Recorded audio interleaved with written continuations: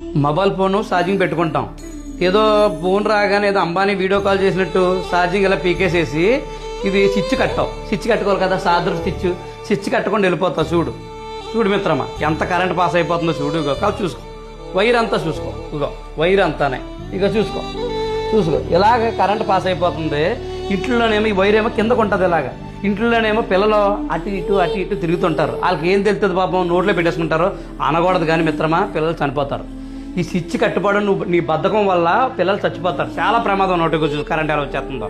ఇప్పుడు ఛార్జింగ్ పెట్టుకున్న తర్వాత స్విచ్ కట్టేసుకోవాలి. కట్టుకోకపోతే కరెంట్ ఎలా పాస్ అవుతుంది, చాలా ప్రమాదం అనమాట. పిల్లలున్న ఇంట్లో మరీ ప్రమాదం. వాళ్ళకి ఏం తెలుస్తుంది, అటు ఇటు తిరుగుతారు, సరదాగా నోట్లో పెట్టేసుకుంటారు. మనం చూస్తే ఓకే, చూడకపోతే పిల్లలు మనకు దూరం అయిపోతారు.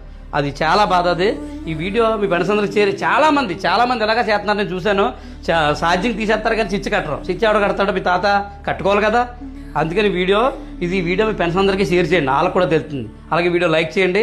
ఎలాంటి వీడియోలు మన దగ్గర చాలా ఉన్నాయి. మన ఛానల్ ఫాలో చేయండి.